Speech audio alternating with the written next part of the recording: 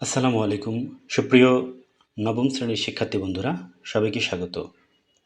আজ আলোচনা করব তোমাদের বাংলা বইয়ের তৃতীয় অধ্যায়ের তৃতীয় পরিচ্ছেদ তথ্যমূলক রচনা আত্মস্মৃতি নিয়ে। প্রথমে দেখি ৩.৩.১ তথ্যমূলক রচনার বৈচিত্র্য, পৃষ্ঠা ৫১। নিচে তথ্যমূলক রচনার তিনটি শ্রেণী দেখানো হলো। কোন শ্রেণীর তথ্যমূলক রচনার জন্য কিভাবে তথ্য সংগ্রহ করা যায় তা তৃতীয় কলামে লেখো।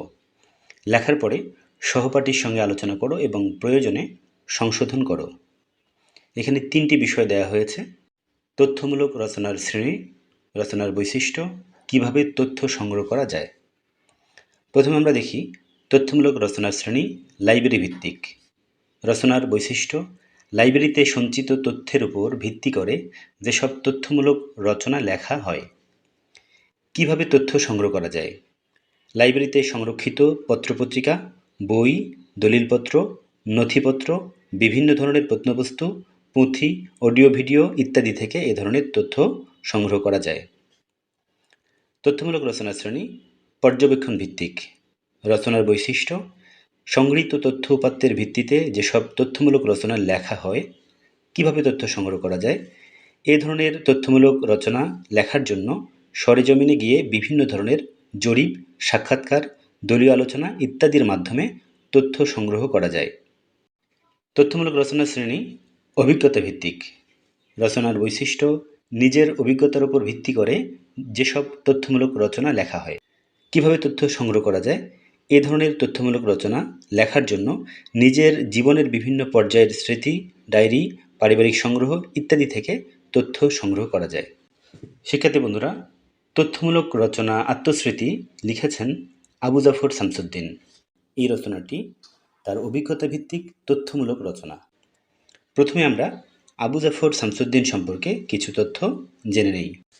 আবু জাফর শামসুদ্দিন জন্মগ্রহণ করেছেন 1911 খ্রিস্টাব্দে এবং মৃত্যুবরণ করেছেন 1988 খ্রিস্টাব্দে।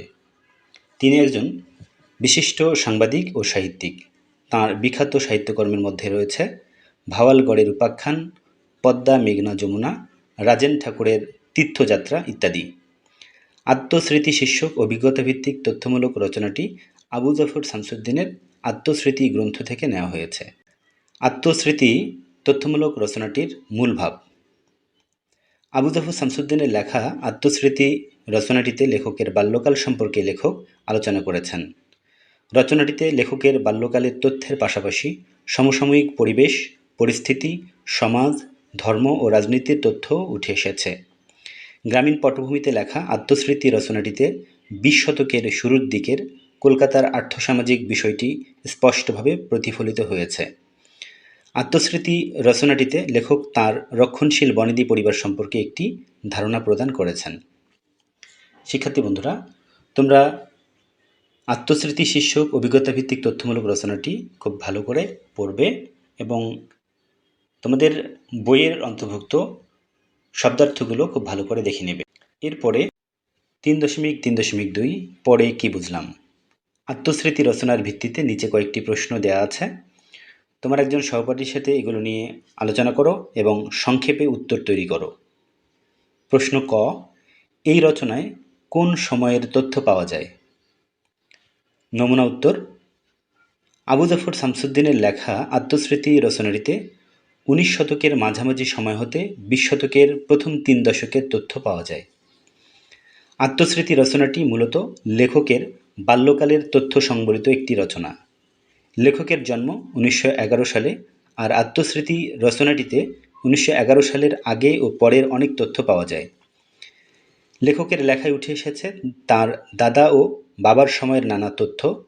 1857 খ্রিস্টাব্দে সংঘটিত ফৌজি বিদ্রোহের তথ্য পাওয়া যায় রচনাটিতে। 1859-60 সালের দিকে মাওলানা কেরামত আলী লেখকের অঞ্চলে ইসলাম প্রচার ও বিদ্যাশিক্ষা দানের তথ্য উঠে এসেছে লেখাটিতে। এছাড়াও এখানে 1919 থেকে 1921 সালের কংগ্রেস, খেলাফত আন্দোলন ও জালিয়ানওয়ালাবাগ হত্যাকাণ্ডের কথা এবং 30-এর দশকের ঋণ সালিসি বোর্ড গঠনের ইতিহাসের উল্লেখ রয়েছে।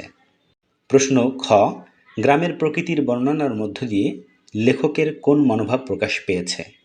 নমুনা উত্তর, আত্মস্মৃতি রচনাটিতে লেখকের গ্রামীণ পরিবেশে বেড়ে ওঠা ছেলেবেলার তথ্য উল্লেখ করা হয়েছে। ভাওয়াল পরগনার বর্ষাকালের এক অসাধারণ বর্ণনা করেছেন লেখক।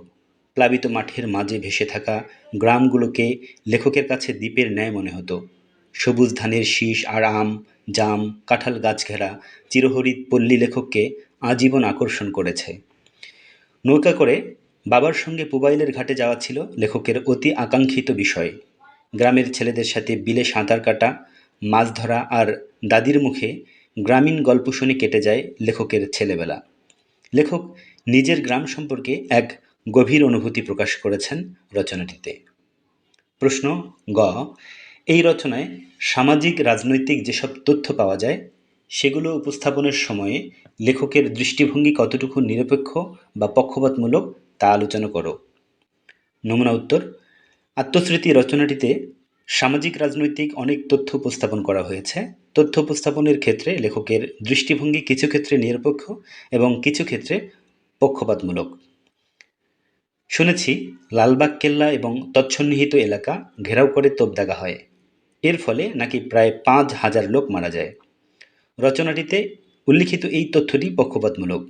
লেখক তৎকালীন আশেপাশের মানুষের মুখে যা শুনেছেন তার উপর ভিত্তি করেই তথ্যটি উপস্থাপন করেছেন।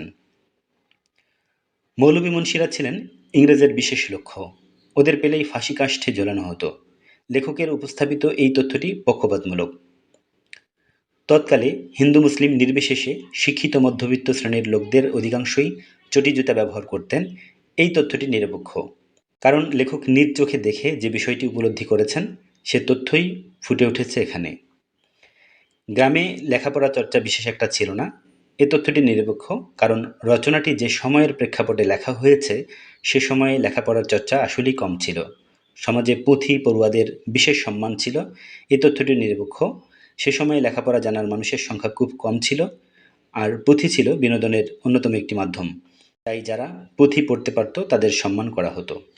3.3.3 লেখা নিয়ে মতামত, পৃষ্ঠা 58। আত্মস্মৃতি রচনাটির যেসব বক্তব্য নিয়ে তোমার মতামত রয়েছে বা মনে প্রশ্ন জেগেছে তা নিচের ছকে লেখো। কাজ শেষে কয়েকজন সহপাঠীর সঙ্গে আলোচনা করো এবং প্রয়োজনে সংশোধন করো। একটি নমুনা দেওয়া হলো। আত্মস্মৃতি রচনায় যা আছে: 1. 1919 সালে 12 ঘণ্টাব্যাপী ভয়াবহ ঝড়ে টিনের চাল উড়িয়ে নিয়ে যায়। আমার মতামত জিজ্ঞাসা, অনলাইনে খোঁজ করে দেখেছি এই তথ্যটি ঠিক আছে। 2. মৌলভী মুন্সিরা ছিলেন ইংরেজদের বিশেষ লক্ষ্য, ওদের পেলেই ফাঁসি কাষ্ঠে ঝোলানো হতো। আমার মতামত জিজ্ঞাসা, তথ্যটি সত্য কিনা যাচাই করে দেখতে হবে। 3. 1857 সালের ফৌজি বিদ্রোহে ঢাকার দেশি সিপাহীরাও যোগ দিয়েছিল। আমার মতামত জিজ্ঞাসা, ইতিহাস থেকে এই তথ্যটি যাচাই করে দেখতে হবে এর সত্যতা আছে কিনা।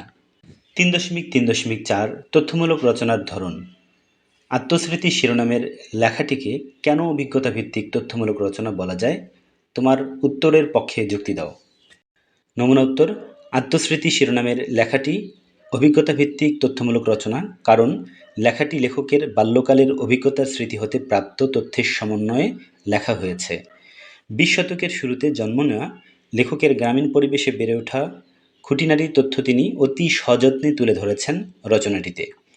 তার লেখায় উঠে এসেছে ভাওয়াল পরগনার প্লাবিত বিল, বেলাইট বিলের পাশে গড়ে ওঠা পুবাইল হাট, নৌকা বোঝাই করে আসা হাটের জিনিসপত্র, মাছ শিকার, বিলে সাঁতার কাটা, 1857 সালে ফৌজি বিদ্রোহ, মাওলানা কেরামত আলী ইসলাম প্রচার, কংগ্রেস খেলাফত আন্দোলন, গ্রামের ছেলেদের আখের গাছের জোয়াল ঠেলাসহ আরও গুরুত্বপূর্ণ তথ্য। উপরের আলোচনা হতে বোঝা যায় যে আত্মস্মৃতি রচনাটি লেখক আবু জাফর শামসুদ্দিনের বাল্যকালের অভিজ্ঞতার স্মৃতিনির্ভর তথ্যের ভিত্তিতে লেখা।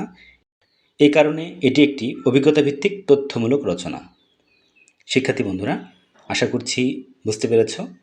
তোমরা পরবর্তী ভিডিওগুলো পাওয়ার জন্য চ্যানেলটি সাবস্ক্রাইব করে বেল বাটনে ক্লিক করে রাখো। ধন্যবাদ সবাইকে।